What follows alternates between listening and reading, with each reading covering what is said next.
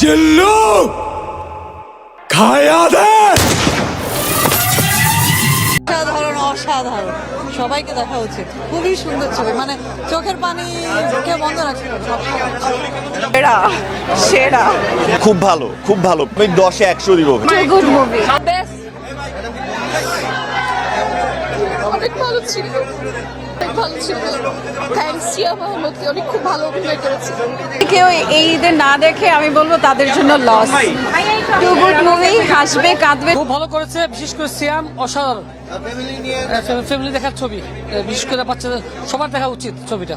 এক ভিন্ন সিয়ামকে দেখলাম এবং একটা ছবি, এটা ছবি না, এটা একটা বাস্তব জীবনের প্রতিফলন এবং একটা গল্প যখন সমাজের কথা বলে, মানুষের কথা বলে, দেশের কথা বলে এবং পরিবারের কথা বলে, এবং পরিবার নিয়ে যখন একটা ছবি সৃষ্টি হয় সেটা একটা এই প্রতিভা এবং এটা একটা মানে সত্যিকারের একটা বাস্তবধর্মী ছবি এটা।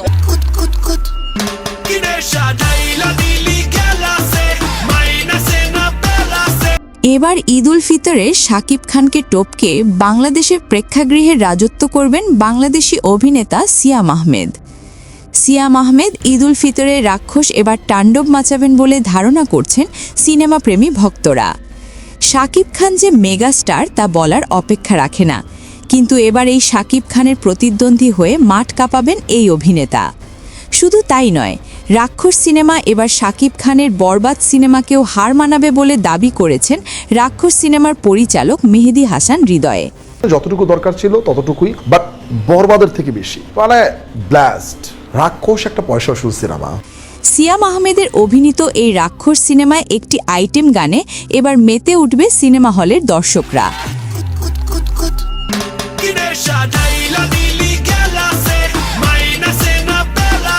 যে আইটেম গানের নাম দেওয়া হয়েছে বিলেত রাজা।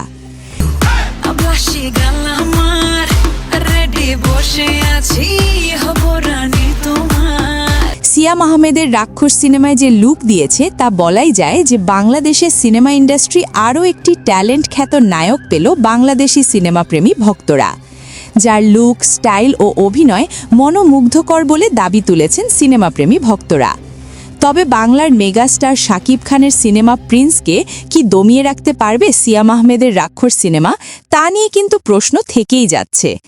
দেখা যাক এবার ঈদে কোন অভিনেতা দর্শকদের হলমুখী করতে পারে, অভিনেতা সিয়াম আহমেদ নাকি বাংলার মেগাস্টার শাকিব খানের প্রিন্স।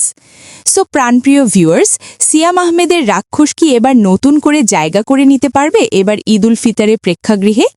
এই বিষয়ে জানিয়ে দিন আপনার মূল্যবান মতামত কমেন্ট করে আমাদেরকে। ভিডিওটি ভালো লাগলে লাইক, কমেন্ট, শেয়ার করতে ভুলবেন না অবশ্যই। জিল্লু খায়া দে।